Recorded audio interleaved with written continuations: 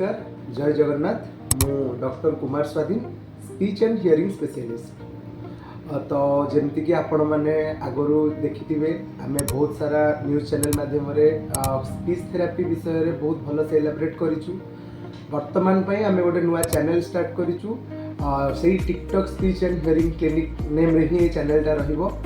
तो आशा करुँची जी भी ओडिशावासी मते जानी मो थेरापी नॉलेज मु जहाँ भी शेयर करिछि से माने सेटा को नै किछटा कामर भी लगेइछंती।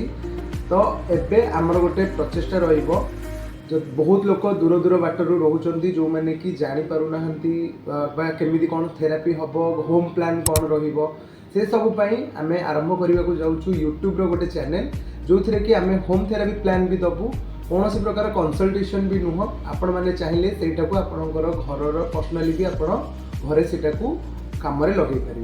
तो से आपण मानक अनुरोध रहा आम चैनल को जिते पारे लाइक सब्सक्राइब आउ शेयर करेंगे आउ कमेंट बॉक्स रे मोर कांटेक्ट नंबर मोर सबकि एड्रेस सबकि चेष्टा करेंगे आपण मैंने जहाँ कौन भी क्वेरीज रही कांटेक्ट कर। बर्तमान आम भुवनेश्वर रे पाखापाखि 4टी ब्रांच रही 4टी ब्रांच रु 3टी ब्रांच रे ऑटिज्म आउ डाउन सिंड्रोम सेरेब्रल पाल्सी सबूर माने मल्टीपल सेटअप रही जहाँ केवल आमर हियरिंग एड जो मैंने यूजर कर हियरिंग इम्पेयर्ड पिला ही आमर से सेटअपटा रही।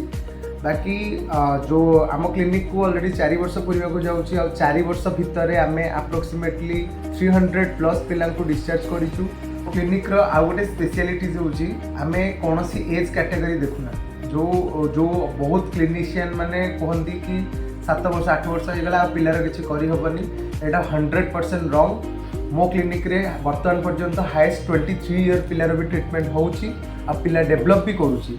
तो से आपण मानक अनुरोध कि कहा कथारे शुणी केबे भी यही माइंडसेट रे रहिबेनी कि पिला को हाथ 8 वर्ष 10 वर्ष होगा आ किसी हो पारबनी जेपर्यंत पारे आपण चेष्टा करि चलिबे।